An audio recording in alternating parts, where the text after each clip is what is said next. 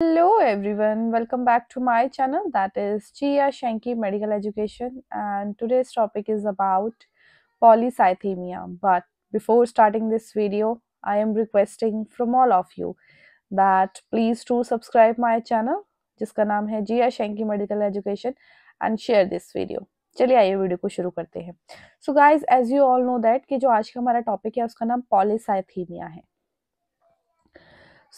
देखिए इसके बारे में लेते हैं जानकारी। इससे पहले मैंने वेरियस टाइप्स ऑफ एनीमिया के बारे में वीडियो अपलोड कर दी है चैनल पर। अगर जिसने नहीं देखी है वो जाकर विजिट कर सकता है। I hope they will help you in your study. Okay, so let get started the video. So what is polycythemia? देखिए, it is the production and presence of increase number of RBCs in blood. इसमें क्या होता है कि जो blood है, blood के अंदर आरबीसीज का जो नंबर है, ठीक है, और उसका प्रोडक्शन है, प्रेजेंस है, वो इंक्रीज हो रहा है। मतलब कि ब्लड के अंदर जो आरबीसीज है उनका रेट बढ़ रहा है, वो अपने नंबर में बढ़ रहे हैं, उनका प्रोडक्शन इंक्रीज होता जा रहा है। That thing is known as polycythaemia. It is an abnormally increased concentration of hemoglobin in blood, either through reduction of plasma volume or increased blood viscosity. हम सबको ये बात पता है कि जो आरबीसी है उसके अंदर एचबी पाया जाता है। अगर आरबीसी बढ़ेगा तो एचबी भी तो बढ़ेगा, right? So it is an abnormally increased concentration of hemoglobin. RBC बढ़ रहा है तो हीमोग्लोबिन भी का भी कॉन्सेंट्रेशन abnormally इंक्रीज हो रहा है बॉडी के अंदर। अब ये दो तरीके से हो सकता है, या तो आरबीसीज बढ़ते जा रहे हैं, जब आरबीसीज बढ़ते जाएंगे तो उनके अकॉर्डिंगली जो प्लाज्मा है जिसके अंदर आरबीसी सस्पेंड करते हैं वो ऑटोमेटिकली वो उनके लिए कम पड़ जाएगा। तो इसीलिए यहाँ पर लिखा है either through reduction of plasma volume, या तो प्लाज्मा वॉल्यूम के कम होने की वजह से आरबीसी का रेशियो ज्यादा दिख रहा है, या फिर और उसकी वजह से ब्लड विस्कोसिटी बढ़ जाती है। कैसे कि प्लाज्मा है, या तो प्लाज्मा कम हो गया या फिर प्लाज्मा के अंदर आरबीसीज का रेट बहुत ज्यादा बढ़ रहा है, जिसकी वजह से जो ब्लड है वो थिक होता जा रहा है, वो विस्कस होता जा रहा है, ठीक है। एंड जब ब्लड विस्कस हो जाता है तो उस ब्लड को हमारे ब्लड वेसल्स में फ्लो करने में बहुत ज्यादा प्रॉब्लम आती है, जिसकी वजह से बहुत सारी कंडीशंस बॉडी में अराइव होती है। फॉर एग्जाम्पल हार्ट अटैक, ठीक है, गाउट का प्रॉब्लम। क्योंकि जो ब्लड है वो हमारे सभी टिश्यूज के पास अच्छे से नहीं पहुंच पाता है, जिसकी वजह से बहुत सारी प्रॉब्लम्स जनरेट होती है इन दी बॉडी, ठीक है। सभी के बारे में डिस्कस करेंगे। Then, it is a laboratory finding in which hematocrit और hemoglobin concentration are increased in the blood. So, जब हम पॉलीसाइथीमिया पेशेंट के ब्लड को लेकर उसका टेस्ट करते हैं तो उसमें हमें क्या दिखता है कि जो हिमेटोक्रिट है और हीमोग्लोबिन का कॉन्सेंट्रेशन है वो ब्लड के अंदर बढ़ा हुआ मिल रहा है। हीमोग्लोबिन तो हम सबको पता है क्या है। हिमेटोक्रिट मतलब कि पीसीवी, पैक्ड सेल वॉल्यूम, या फिर एचसीटी, ठीक है। ये जो पीसीवी और हिमेटोक्रिट होता है ये हीमोग्लोबिन का 3 टाइम्स होता है, ठीक है। तो अगर हीमोग्लोबिन बढ़ रहा है मतलब कि आरबीसी का रेट बढ़ रहा है। अगर आरबीसी का रेट बढ़ रहा है तो ऑब्वियसली जो पीसीवी है, हिमेटोक्रिट है, वो भी बढ़ा हुआ मिलेगा, बॉडी के अंदर इंक्रीज्ड मिलेगा। It is a blood disorder. ये ऑफ कोर्स ये ब्लड डिसऑर्डर है तभी तो जो आरबीसीज है वो अपने नॉर्मल काउंट से बहुत ही ज्यादा बढ़ रहे हैं, जिसकी वजह से वो ब्लड को विस्कस बना रहे हैं एंड ब्लड हमारे वेसल्स के अंदर फ्लो नहीं कर पा रहा है अच्छे से। So it is a blood disorder occurring when there are too many red blood cells in the circulation. ये कब आता है ब्लड डिसऑर्डर? जब ब्लड सर्कुलेशन के अंदर बहुत सारे रेड ब्लड सेल्स की प्रेजेंस हो जाती है। आई होप आपको ये पता लग गया होगा कि दैट व्हाट इज पॉलीसाइथीमिया। इसको और क्लियर करते हैं। देखिए, नॉर्मल ब्लड ये है जिसके अंदर एक प्रॉपर अमाउंट होता है आरबीसीज का भी, डब्ल्यूबीसीज का भी एंड प्लेटलेट्स का भी, राइट। देन अनीमिया होता है, ठीक है। अनीमिया मैंने आपको क्या समझाया है कि अनीमिया के अंदर आरबीसीज कम हो रहे हैं, डब्ल्यूबीसीज कम हो रहे हैं। तो आप ये देख सकते हो कि जो अनीमिया है इसके अंदर आरबीसीज कम मिल रहे हैं, राइट, ठीक है। एंड उसके बाद मैंने इसके टाइप्स भी पढ़ाए हैं, जैसे sickle cell anemia, thalassemia, megaloblastic anemia. तो one of them is sickle cell anemia, जिसमें आरबीसी का शेप चेंज हो रहा है, वो क्रिसेंट शेप का हो रहा है, जिसे हाफ मून शेप भी कहते हैं। ये इसकी फॉर्म से नॉर्मल नहीं है, अब नॉर्मल है, ठीक है। नॉर्मल तो सिर्फ ये है, ठीक है। अब इन सब का उल्टा हो गया पॉलीसाइथीमिया। पॉलीसाइथीमिया में क्या है कि जो आरबीसीज है उनका रेट बढ़ता जा रहा है, ठीक है। आरबीसीज बढ़ते जा रहे हैं, ओके। सो और इसके बारे में जानकारी लेते हैं। सो पॉलीसाइथीमिया इज अ कंडीशन, ये एक ऐसी कंडीशन है which is characterised by increase level of RBCs in blood, blood के अंदर आरबीसीज का वॉल्यूम बढ़ रहा है, which can make blood thicker, जिसकी वजह से जो ब्लड है वो थिक होता जाता है, एंड कॉजेज प्रॉब्लम्स, और बहुत सारी प्रॉब्लम्स हमारी बॉडी के अंदर कॉज करता है, जैसे कि हेडेक, क्योंकि हमारे ब्रेन तक अच्छे से नहीं पहुंच पाता है ब्लड, डिजीनेस, चक्कर आने लग जाते हैं, increased in the blood clots, blood clot increase होने लग जाते हैं बॉडी में, क्योंकि ब्लड जो है वो विस्कस होता जा रहा है, तो क्लॉट बनने के चांसेस बढ़ जाते हैं। हीमोग्लोबिन लेवल ग्रेटर हो जाता है, ऑफ कोर्स मैंने आपको बताया आरबीसीज बढ़ रहे हैं तो हीमोग्लोबिन भी बढ़ेगा, ठीक है। वुमन के अंदर ग्रेटर देन 16.5 ग्राम पर डीएल हो जाएगा, और मेन के अंदर 18.5 ग्राम पर डीएल हो जाएगा। हिमेटोक्रिट बताया अभी, पीसीवी भी बढ़ जाएगा। तो जो वुमन है उसका नॉर्मल कितना होता है, लास्ट मैक्स 48% होता है, तो इससे बढ़ेगा तो वो पॉलीसाइथीमिया के कंडीशन में आ जाता है।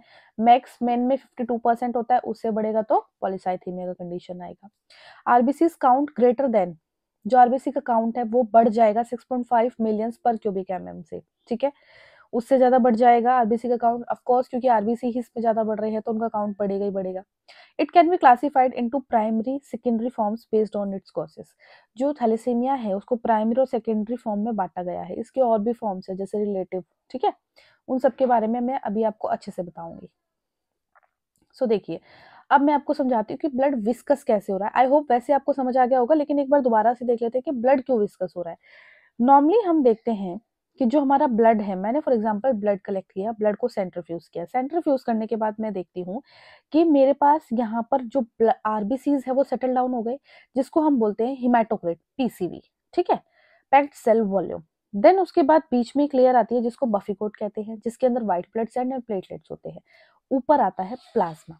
ये जो प्लाज्मा होता है, ये सबसे ज्यादा पाया जाने वाला ब्लड के अंदर कंटेंट होता है, लिक्विड पोर्शन होता है। प्लाज्मा की वजह से ही जो ब्लड है वो लिक्विड पोर्शन में दिखता है, ठीक है।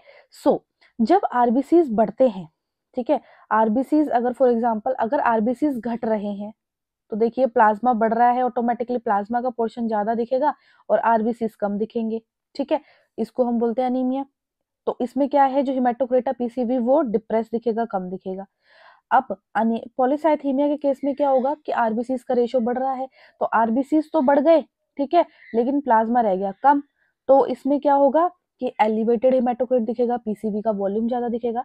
अब अगर प्लाज्मा कम रह गया और आरबीसी बढ़ गए तो ऑफ कोर्स ये तो ठीक ही होगा, ये अपनी विस्कोसिटी बढ़ा लेगा। ऐसा ब्लड, इस तरीके का ब्लड हमारी वेन्स में सर्कुलेट नहीं कर पाता है अच्छे से, जिसकी वजह से वो हमारे वाइटल ऑर्गन्स तक अच्छे से सप्लाई नहीं दे पाता है, ऑक्सीजन ट्रांसपोर्ट नहीं होता है अच्छे से, एंड हाइपोक्सिया की कंडीशन जनरेट होती है और उससे बहुत सारी प्रॉब्लम आती है, जैसे कि हार्ट अटैक भी आ सकता है, कोई भी वाइटल ऑर्गन फेल हो सकता है, ठीक है, हेडेक का प्रॉब्लम आता है, गाउट होता है, बहुत सारी चीजें होती है, सब बताऊंगी आपको, ठीक है। Now aetiology and risk factor, कौन किस किस लोगों को रिस्क हो सकता है, किस वजह से ये होता है। आइडियोपैथिक मतलब कि कोई सर्टेन डिजीज भी ना होने की वजह से भी ये हो जाता है, ठीक है, कोई ऐसा नहीं है कि ये कॉज था इसी वजह से हुआ है ये, लेकिन एक चीज है ये जेनेटिकली नहीं होता है, ठीक है। म्यूटेशन, म्यूटेशन का मतलब क्या है, जो हमारे जो क्रोमोसोम्स है, डीएनए, इनमें क्या है, जेनेटिक स्ट्रक्चर में चेंज आना जाना, उसकी वजह से हो सकता है। जैसे कि ये मैं आपको दिखा देती हूँ, ये पॉलीसाइथीमिया वेरा एक टाइप है जिसके अंदर जो हमारे क्रोमोसोम है उसमें जैक 2 जीन के अंदर म्यूटेशन आ जाता है, चेंजेस आ जाते हैं, जिसकी वजह से पॉलीसाइथीमिया वेरा कॉज होता है और इसको कैंसरस भी माना जाता है इस पर्टिकुलर टाइप को, ठीक है। सो इसीलिए यहाँ पर मैंने आपको बताया है mutation, right. So after that then है ऑब्स्ट्रक्टिव स्लीप एपिनिया। तो इसमें क्या है, ऑब्स्ट्रक्टिव स्लीप एपनिया, इसमें क्या है कि सोते हुए एयर फ्लो रुक जाता है, ठीक है, तो ये प्रॉब्लम हो जाती है इसमें। Then chronic obstructive pulmonary disease, pulmonary का मतलब क्या है, लंग्स, ठीक है। So group various types of disease हो जाती है हमारे लंग्स में, ठीक है, जिसकी वजह से जो एयर फ्लो है, जो ऑक्सीजन का चलामान है, एयर जो आना जाना चाहिए लंग्स में, उसमें डिफिकल्टी आती है, जिसकी वजह से सांस लेने में दिक्कत होती है, ठीक है। लॉन्ग टर्म स्मोकिंग, जो पर्सन बहुत ज्यादा समय से स्मोकिंग कर रहा है तो उसके अंदर क्या है, हाइपोक्सिया कंडीशन जनरेट होती है, सॉरी, उसके अंदर आरबीसीज का रेट बढ़ता जाता है, ठीक है, जिसकी वजह से पॉलीसाइथेमिया कॉज हो जाता है। हाई एल्टीट्यूड पर जो लोग रहते हैं उन्हें ऑक्सीजन की डिमांड बहुत ज्यादा रहती है, तो ऑक्सीजन की डिमांड जब रहती है बहुत ज्यादा तो उनको हाइपोक्सिया कंडीशन होता है, क्योंकि वहां पर हाई एल्टीट्यूड में जो ऑक्सीजन है वो बहुत लो रहता है, तो बॉडी के अंदर हाइपोक्सिया कंडीशन जनरेट होती है, जिसकी वजह से इरिथ्रोपोइटिन नाम का जो हार्मोन है वो किडनी जनरेट करती है ताकि नंबर ऑफ आरबीसीज बनने शुरू हो जाए, तो उस केस में भी प्रॉब्लम होती है। Then long term exposure to carbon monoxide, carbon monoxide जो होती है जिसकी वजह से आरबीसीज का प्रोडक्शन बहुत ज्यादा हो जाता है। ये कहाँ पर होती है, जो लोग टनल में वर्क करते हैं, कार गैरेज के जो वर्कर्स होते हैं ना, वो वहाँ उनके पास ये कार्बन मोनोऑक्साइड रिलीज होती है वहाँ की चिमनी और इन सब से, तो उसकी वजह से ये लोग रिस्क फैक्टर पे होते हैं कि इनके अंदर पॉलीसाइथीमिया कॉज हो सकता है। क्लासिफिकेशन के बारे में अगर मैं बात करूं तो देखिए 4 टाइप की क्लासिफिकेशन है इसकी। प्राइमरी पॉलीसाइथीमिया, जिसको पॉलीसाइथीमिया वेरा के नाम से भी जाना जाता है, ठीक है, इसमें लाइक अ कैंसर इसको ट्रीट किया जाता है, बोला जाता है। Then there is a secondary polycythaemia, बताऊंगी अभी। Then relative polycythaemia and then there is a stress polycythaemia. Okay, so polycythaemia vera के बारे में जानते हैं हम। सो देखिए पॉलीसाइथेमिया वेरा में क्या है, it is a myeloproliferative disorder arising from the chromosomal mutation in single pluripotent stem cell. हमें पता है जो स्टेम सेल है वो कहाँ पर बनते हैं, बोन मैरो में बनता है, इसीलिए इसको माइलोप्रोलिफरेटिव डिसऑर्डर कह रहे हैं, ठीक है।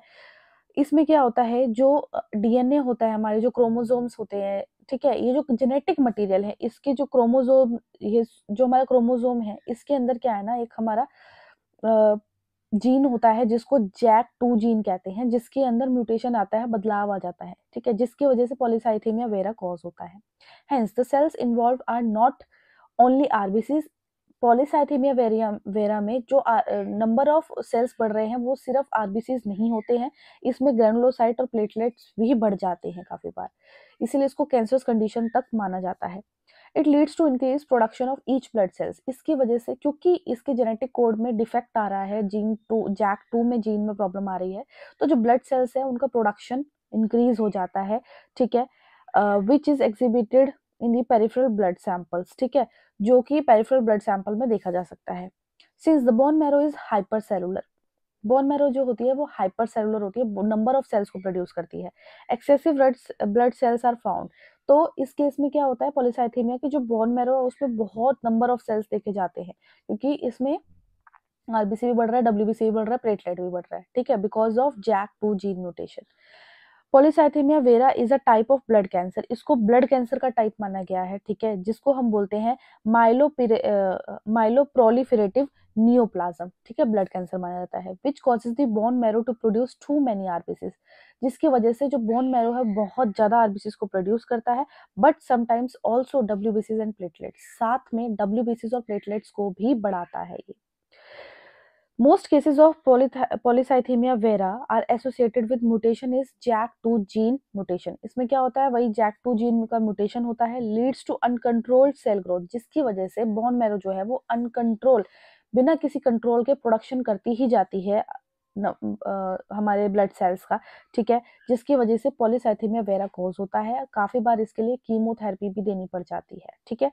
एंड ये ज्यादातर किसमें, कॉमन एज जो ओल्डर होते हैं 50 के अबव होते हैं उनमें देखने को ज्यादातर मिल जाता है this type of polycythaemia vera, ठीक है। Then there is a second type which is secondary polycythaemia. So chronic hypoxia होता है इसमें। क्रॉनिक हाइपोक्सिया का मतलब क्या है, जब हमारी बॉडी में बहुत ज्यादा ऑक्सीजन लेवल कम होता है, ठीक है, जिसको हम सेकेंडरी हाइपोक्सिया के नाम से, पॉलीसाइथेमिया के नाम से जानते हैं। Hypoxia stimulates erythropoietin production in kidney. ये हम सभी को पता है कि जो किडनी होती है वो इरिथ्रोपोइटिन नाम के हार्मोन को रिलीज करती है। ये जो इरिथ्रोपोइटिन होता है ये हमारे बोन मैरो में हेल्प करता है, को स्टिमुलेट करता है कि नंबर ऑफ आरबीसीज की जनरेशन चाहिए। सो हाइपोक्सिया जो है वो इरिथ्रोपोइटिन की प्रोडक्शन को स्टिमुलेट करती है किडनी के जरिए, ठीक है, which is turn promotes erythrocyte production, जिसकी वजह से इरिथ्रोसाइट का प्रोडक्शन बढ़ जाता है। कॉजेज में इंक्लूड कार्डियोवैस्कुलर डिजीज।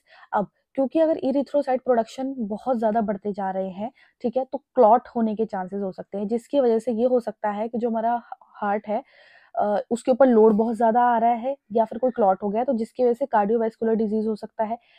लंग्स तक अच्छे से नहीं पहुंच पा रहा है ब्लड, तो एल्वियोलर हाइपोवेंटिलेशन हो सकता है। Defective oxygen transport tissue hypoxia हो सकता है। क्लॉट बन सकता है कहीं पर क्योंकि नंबर ऑफ आरबीसीज बढ़ गए हैं, तो किसी भी ब्लड वेसल में अगर क्लॉट हो जाएगा तो ऑक्सीजन ट्रांसपोर्ट अच्छे से नहीं हो पाएगा और टिश्यू हाइपोक्सिया हो जाएगा, टिश्यू के अंदर ऑक्सीजन की कमी हो जाएगी। It is a physiological response, ये एक फिजियोलॉजिकल रिस्पॉन्स है in which the body tries compensate for the problem, जिसमें जो बॉडी है उस प्रॉब्लम को ठीक करने की बहुत ज्यादा कोशिश भी करती है। ठीक है। Then there is a relative polycythemia. So इसमें क्या है, रिलेटिव पॉलीसाइथीमिया में क्या है ना कि जो प्लाज्मा है उसका वॉल्यूम कम हो रहा है। ठीक है, जब मैंने आपको बताया था कि मैंने मान के चलिए ब्लड लिया, सेंट्रीफ्यूज किया, तो नॉर्मल यहाँ तक आरबीसी होंगे और उसके ऊपर क्या होगा, प्लाज्मा होगा। ठीक है, तो ये तो नॉर्मल हो गया, लेकिन एक रेट आ गया कि हमारा आरबीसी इतने तक पहुंच गए और प्लाज्मा इतना रह गया, तो ये जो कंडीशन है वो ये हो रही है कि लॉस ऑफ प्लाज्मा हो रहा है, प्लाज्मा कम हो रहा है। ठीक है, the number of RBCs are normal, RBCs का जो नंबर है वो तो नॉर्मल है, लेकिन जो प्लाज्मा है वो कम हो गया है। ठीक है, सो ये कब हो सकता है, जब बॉडी बहुत ज्यादा डिहाइड्रेट हो। डिहाइड्रेट होने के रीजन क्या हो सकते हैं कि वॉमिटिंग बहुत ज्यादा हो रही है, डायरिया हो रहा है, एक्सेसिव स्वेटिंग हो रही है।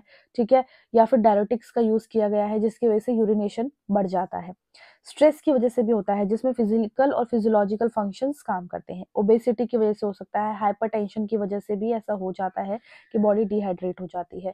स्वेटिंग, एक्सेस स्वेटिंग में, स्मोकिंग में हो सकता है, long term exposure to carbon monoxide. Carbon monoxide जो एक गैस है जिसकी वजह से जो प्लाज्मा का प्रोडक्शन है वो कम भी हो जाता है।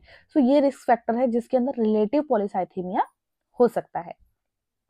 Then there is a stress polycythaemia, तो नाम ही बता रहा है कि स्ट्रेस की वजह से क्या है कि प्लाज्मा वॉल्यूम जो है वो लो हो जाता है। So it is a term applied to chronic state, plasma volume बहुत ही ज्यादा लो हो जाता है जिसको हम स्ट्रेस पॉलीसाइथीमिया बोलते हैं। ठीक है, ये किनके अंदर पाया जाता है, उन लोगों के अंदर जो बहुत ज्यादा एक्टिव होते हैं, हार्ड वर्किंग होती है और एंशियस मिडिल एज मेन के अंदर ये पाया जाता है। यहाँ पर क्या है, जो आरबीसीज का जो वॉल्यूम है वो तो नॉर्मल रहता है, लेकिन जो ब्लड प्लाज्मा है वो बहुत लो हो जाता है। ठीक है, देन इसके बारे में, अब इसकी पैथोफिजियोलॉजी के बारे में बात करते हैं, पॉलीसाइथीमिया वेरा के बारे में, which is very very important. ठीक है, सो इसमें क्या है, मैंने आपको बताया जो जैक2 है, जेनेटिक मटेरियल का, क्रोमोसोम का जैक2 जो है, वहां पर जीन में म्यूटेशन आती है जिसकी वजह से जो रेड सेल प्रोडक्शन है वो बहुत ज्यादा अबनॉर्मली इंक्रीज होता है। बोन मेरो जो है वो हाइपरप्लेशिया करती है एंड इंक्रीज ब्लड सेल, वो क्या करती है, ब्लड सेल को इंक्रीज करती है, ब्लड सेल के प्रिकर्सर जो है उनको इंक्रीज करती है। ठीक है, वो कौन है प्रिकर्सर, वो होते हैं माइलॉइड प्रोजेनिटर स्टेम सेल्स। ये जो माइलॉइड प्रोजेनिटर स्टेम सेल्स होते हैं, ये स्टेम सेल्स अपने आप को आरबीसी में भी बदल सकते हैं, डब्ल्यूबीसीज में भी एंड प्लेटलेट्स में भी। इसीलिए पॉलीसाइथीमिया वेरा में आरबीसीज भी बढ़ सकते हैं, डब्ल्यूबीसीज को भी बढ़ा हुआ देखा जाता है और प्लेटलेट को भी। ठीक है, ऐसा नहीं है कि सिर्फ आरबीसी बढ़े होंगे। ठीक है, तो इसीलिए इसमें क्या है कि जो बोन मैरो हाइपरप्लेशिया में क्या होगा कि ये इंक्रीज कर देगी ब्लड सेल के प्रिकर्सर्स को, स्टेम सेल्स को। ठीक है, जिसको हम माइलोड प्रोजेनिटर स्टेम सेल्स कहते हैं बोन मैरो में। उसके बाद क्या होगा, जब ऐसा होगा तो अनकंट्रोल प्रोडक्शन होगा आरबीसीज का, काफी बार डब्ल्यूबीसीज का भी होता है, ब्लड प्लेटलेट्स का भी अनकंट्रोल प्रोडक्शन होने लग जाता है। Increase red cell mass makes blood thicker. अब जैसे ही रेड सेल बढ़ते जाएंगे तो जो ब्लड है वो थिक होता जाएगा, which can slow blood flow, जिसकी वजह से जो ब्लड का फ्लो है वो स्लो हो जाएगा और क्लॉटिंग का रिस्क उतना ही ज्यादा बढ़ जाएगा। ठीक है, स्प्लीनोमेगेले अकर्स, स्प्लीनोमेगेले हो सकता है, इसमें स्प्लीन का साइज बढ़ सकता है क्योंकि स्प्लीन के ऊपर जो काम है वो बहुत ज्यादा आ जाएगा। हम सबको पता है जो स्प्लीन है वो डिस्ट्रक्शन करती है आरबीसीज की, अपने अंदर से फिल्टर करेगी आरबीसीज को, तो जब नंबर ऑफ आरबीसीज बढ़ रहे हैं तो उसका काम भी बढ़ जाएगा, जिसकी वजह से जो स्प्लीन है वो बढ़ जाएगा, बड़ा हो जाएगा अपने साइज में। ठीक है, एक्सेस ब्लड सेल्स को मैनेज करने के चक्कर में, तो ये प्रॉब्लम होती है। ये है पैथोफिजियोलॉजी ऑफ पॉलीसाइथीमिया वेरा की। ठीक है, साथ के साथ आप प्लीज स्क्रीनशॉट लेते रहें। आप लोगों में से काफी लोग मुझसे बोलते हैं कि मैम पीडीएफ कहाँ से मिलेगा। सो गाइज, इसीलिए मैं आपको यहाँ पे सब कुछ लिख के दे देती हूँ कि आप स्क्रीनशॉट ले लें, बाद में अपने नोट्स को जनरेट कर लें, ठीक है? सो प्लीज़ बार-बार ना पूछा करें कि पीडीएफ कहाँ से मिलेगा, क्योंकि मैं यहीं पर सब कुछ लिख देती हूँ। Then there is a clinical manifestation. Clinical manifestation में क्या है कि आप देख सकते हो कि हम बॉडी के अंदर आरबीसीज़ बहुत ज़्यादा बढ़ रहे हैं, तो हैंड्स कुछ इस तरीके से दिखेंगे, साथ में स्किन थोड़ी ऐसी दिखेगी, साथ में पर्पलिश कलर भी आता है, ठीक है? सो ये साइन होते हैं कि पॉलीसाइथेमिया की कंडीशन है, ठीक है? सो इसमें क्या है देखिए, प्लेथोरा की कंडीशन होती है जिसके अंदर इंक्रीज्ड रेड सेल वॉल्यूम मिलने को दिखता है, ठीक है? सो इसके सिम्टम्स क्या है? रेडनेस ऑफ स्किन, स्किन जो है वो रेडिश हो जाती है, साथ में रूडी साइनोसिस होता है, मतलब कि जो स्किन है वो हमारी रेडिश पर्पल दिखेगी, जो कि इसमें आपको दिखाया गया है, ठीक है? स्किन और म्यूकोजा इस कलर के डेवलप हो जाएंगे। इचीनेस होगी आफ्टर हॉट शावर, गर्म पानी में शावर लेने के बाद बॉडी के पास इचीनेस होने लग जाएगी, सर में दर्द होना शुरू हो जाता है, वीकनेस आती है, फटीग होता है, डिजीनेस, चक्कर आते हैं, शॉर्टनेस ऑफ ब्रीथ होती है, सांस लेने में दिक्कत होती है, हाई बीपी हो जाता है, ठीक है? नोज ब्लीड होती है, गम ब्लीड होती है, ठीक है? टाइनिटस की प्रॉब्लम होती है, मतलब कि जो हियरिंग पावर है वो थोड़ी कम हो जाती है, ब्लड विजन्स अच्छे से दिखता नहीं है क्योंकि यहाँ तक ब्लड नहीं अच्छे से पहुंच पा रहा है, गाउट एंड जॉइंट पेन होता है, ठीक है? सो इसमें क्या है, गाउट एंड जॉइंट पेन में क्या है कि आरबीसीज का प्रोडक्शन बहुत ज्यादा बढ़ रहा है, तो डिस्ट्रक्शन स्प्लीन करता ज्यादा कोर्स करने की कोशिश करेगा। जब आरबीसीज का डिस्ट्रक्शन होगा तो ब्लिरुबिन निकलेगा, ब्लिरुबिन की वजह से गाउट की प्रॉब्लम हो सकती है, ठीक है? जॉइंट पेन भी हो सकता है। पॉलीसाइथेमिया वेरा के कॉम्प्लिकेशंस क्या है? थ्रोम्बोसिस हो सकता है, ठीक है? थ्रोम्बोसिस में क्या है? पल्मोनरी एम्बोलिज्म हो जाएगा, स्ट्रोक हो जाएगा, हार्ट अटैक भी आ सकता है, क्योंकि यहाँ तक इन सभी जगहों तक ब्लड का सप्लाई नहीं पहुंच पा रहा है, ठीक है? हिपैटोस्प्लीनोमेगेली हो गया जाएगा, क्यों? क्योंकि जो स्प्लीन है उसके ऊपर वर्कलोड बढ़ गया है। ब्लीडिंग हो सकती है क्योंकि अब नॉर्मल प्लेटलेट फंक्शन, जो प्लेटलेट है वो फंक्शन अच्छे से नहीं कर रही है, ठीक है? देन फिब्रोसिस हो सकता है। Over time PV can progress to myelofibrosis, myelofibrosis कर सकता है, where bone marrow is replace, जिसमें जो बोन मैरो है वो रिप्लेस हो जाती है फिब्रस टिश्यू से, ठीक है? जिसकी वजह से जो बोन मैरो होता है वो फेल भी हो सकता है। Then transformation to acute leukaemia, acute leukaemia भी कॉज हो जाता है जो वेरा के केस में हो रहा है, ठीक है? A small percentage of PV cases can transform into acute myeloid leukaemia, जो पॉलीसाइथेमिया वेरा है उसमें से कुछ परसेंटेज ऑफ पेशेंट को एएमएल भी हो जाता है, जिसको हम एक्यूट माइलोइड ल्यूकीमिया भी कहते हैं, ठीक है? A more aggressive form of blood cancer, जिसको हम ब्लड कैंसर का मोर अग्रेसिव फॉर्म के नाम से जानते हैं। देन डायग्नोस्टिक वैल्यू में आप देखेंगे तो आप पेशेंट की हिस्ट्री ले सकते हो, फिजिकल एग्जामिनेशन कर सकते हो कि कलर, बॉडी क्या साइंस दिखा रही है। ब्लड एग्जामिनेशन करेंगे तो हीमोग्लोबिन बड़ा दिखेगा, डब्ल्यूबीसी बड़े दिखेंगे, बेसोफ उसमें भी स्पेसिफिकली बेसोफिलिया दिखेगा, जो बेसोफिल्स है वो ज़्यादा बड़े हुए दिखेंगे, प्लेटलेट डिसफंक्शन दिखेगा, ठीक है? बड़े हुए दिखेंगे, एलिवेटेड ल्यूकोसाइट दिखेंगे, इंक्रीज हिस्टामिन लेवल, हिस्टामिन का लेवल बढ़ेगा, ठीक है? बोन मैरो एग्जामिनेशन में चेस्ट एक्सरे कर सकते हैं, कहीं लंग्स के आसपास कोई प्रॉब्लम तो नहीं है, इलेक्ट्रोकार्डियोग्राम किया जा सकता है, इकोकार्डियोग्राम किया जा सकता है, ठीक है? ताकि हार्ट अटैक का कोई प्रॉब्लम ना आए। मैनेजमेंट के लिए आप क्या कर सकते हो? फ्लेबोटमी कर सकते हो। इसमें फ्लेबोटमी में क्या है ना कि जब विस्कस हो जाता है ब्लड, तो ब्लड बैंक में जाके ब्लड को निकलवाया जा सकता है, उस ब्लड को किसी को ट्रांसप्लांट नहीं किया जाता है, ठीक है? ट्रांसफ्यूज नहीं किया जाता है, उसको थ्रो कर दिया जाता है, डिस्कार्ड कर दिया जाता है, ठीक है? स्टार्टिंग में आप 500 ml निकाल सकते हो या फिर ट्वाइस अ वीक निकाल सकते हो, ठीक है? तो ये one of the optional treatment है इस कंडीशन को ठीक करने के लिए, ठीक है? सो उसके बाद है हाइड्रेशन थेरेपी। हाइड्रे इस अच्छा इसमें एक चीज़ और है, इसमें ना आपको आयरन सप्लीमेंट को अवॉइड करना है, क्योंकि जो आयरन होता है वो आरबीसीज़ की लिए बड़ा इंपॉर्टेंट होता है, तो आयरन सप्लीमेंट को थोड़ा अवॉइड करें, नहीं तो नंबर ऑफ आरबीसीज़ फिर बढ़ते जाएँगे।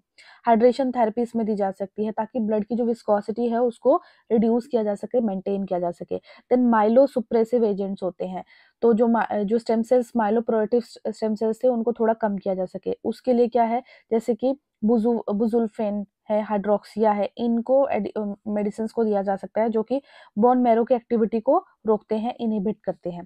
देन एंटी प्लेटलेट एजेंट्स दिए जा सकते हैं, जैसे कि एस्पिरिन हो गया, ठीक है? ताकि क्लॉट ना बने बॉडी के अंदर। देन उसके बाद क्या है, ये to prevent thrombotic complications. Then there is a interferon alpha. Interferon alpha में क्या है, ये स्टिमुलेट करता है हमारे इम्यून सिस्टम को, ताकि हम रेड ब्लड सेल्स की प्रोडक्शन के अगेंस्ट फाइट कर सके। Then there is a antihistamines और अल्ट्रावायलेट रेस, लाइट थेरेपी है ताकि relative discomfort in case of itching को ठीक किया जा सके। ठीक है, सो ये इसकी मैनेजमेंट थी। अच्छा, लाइफ साइकिल कैसा होना चाहिए? जिसको पॉलीसाइथीमिया का प्रॉब्लम हो उसको रेगुलर बेस पे एक्सरसाइज करनी चाहिए। Regular moderate exercise such as brisk walking, ठीक है, स्ट्रेचिंग करनी चाहिए, लेग्स की, एंकल्स की, रेंज ऑफ मोशन एक्सरसाइज, ठीक है, कैन इम्प्रूव ब्लड फ्लो को इंक्रीज कर सकता है, रिड्यूस कर सकता है रिस्क ऑफ क्लॉट्स को सर्कुलेशन में। So exercise is very good for the polycythaemia one patient. Then avoid tobacco नहीं यूज करना है, ठीक है, क्योंकि टोबैको जो होता है वो क्या करता है, वैसो कंस्ट्रक्शन करवाता है, जिसकी वजह से कार्डियक प्रॉब्लम आ सकती है। Then be good to your skin, अपनी स्किन का थोड़ा ध्यान रखें, ठीक है। सो स्किन के ऊपर क्या है, ईचिंग को रिड्यूस करने की कोशिश करें, कूल वाटर बाथ लें ना कि हॉट लें, ठीक है। PAT your skin dry, skin को अच्छे से आराम से पैट करके ड्राई करें, जेंटली ड्राई करना है, ठीक है। हॉट टब्स को अवॉइड करना है।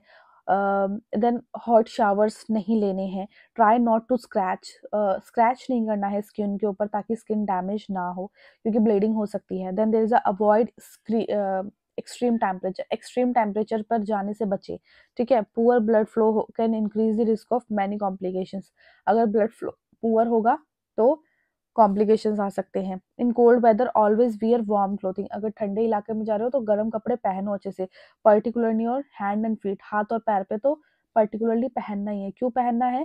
क्योंकि यहाँ पर छोटी छोटी ब्लड वेसल्स होती है, एंड क्योंकि ब्लड विस्कस हो गया है तो वो छोटे छोटे ब्लड वेसल्स में अच्छे से वो सर्कुलेट नहीं कर पाएगा, ठीक है। और जितना ही ज़्यादा टेम्परेचर कम होगा उतना ही ज़्यादा हाइपोक्सिया की कंडीशन होगी, और जो ब्लड है वो कंपनसेट, जो हार्ट है वो कंपनसेट करना लग जाएगा और उस ब्लड को कहाँ पहुंचाने की कोशिश करेगा, वाइटल ऑर्गन्स तक, तो हैंड और फीट तक नहीं पहुंच पाएगा। इसलिए कोशिश करें कि हाथ और गर्म पैरों को गर्माहट के लिए कुछ ना कुछ वियर करके रखें। In hot weather protect yourself from sun, drink plenty of water, गर्म जगह पे सन से खुद को प्रोटेक्ट करें, प्लेंटी ऑफ वाटर को कंज्यूम करें। So guys that was it for this video. ये था आज का हमारा वीडियो जिसमें हमने पॉलीसाइथीमिया के बारे में जाना, जिसमें हमने देखा दैट व्हाट इज पॉलीसाइथीमिया। इसमें क्या होता है कि हमारे जो रेड ब्लड सेल्स होते हैं वो बढ़ जाते हैं। वेरा की कंडीशन में तीनों ब्लड सेल्स को बढ़ा हुआ देखा जा सकता है, जिसको AML के नाम से जाना जाता है, क्रॉनिक कैंसर के नाम से भी जाना जाता है। सो ये था आज का हमारा वीडियो जिसमें हमने कॉजेज के बारे में देखा, साइन सिम्टम्स के बारे में देखा, पैथोफिजियोलॉजी देखा, मैनेजमेंट कैसे कर सकते हैं, डायग्नोस्टिक टेस्ट कैसे कर सकते हैं, लाइफस्टाइल कैसा होना चाहिए जिसको पॉलीसाइथीमिया हो। सो आई होप कि आपको आपकी स्टडी के लिए हेल्पफुल रहेगा। अगर रहता है तो आप सभी से रिक्वेस्ट है कि आप मेरे चैनल को सब्सक्राइब करें, जिसका नाम है जिया शेंकी मेडिकल एजुकेशन। सब्सक्राइब करने के साथ साथ बेल आइकन को जरूर हिट करें, सो दैट नेक्स्ट वीडियो का नोटिफिकेशन आपको टाइमली रिसीव हो आपको यूट्यूब चैनल पर। एंड आप कहाँ से मेरी वीडियो वॉच कर रहे हैं जरूर बताएं, जानकर बहुत खुशी होती है। And please to like, share and comment below in the video कि कैसी लगती है आपको video. Thank you very much and please do support women empowerment. Bye bye.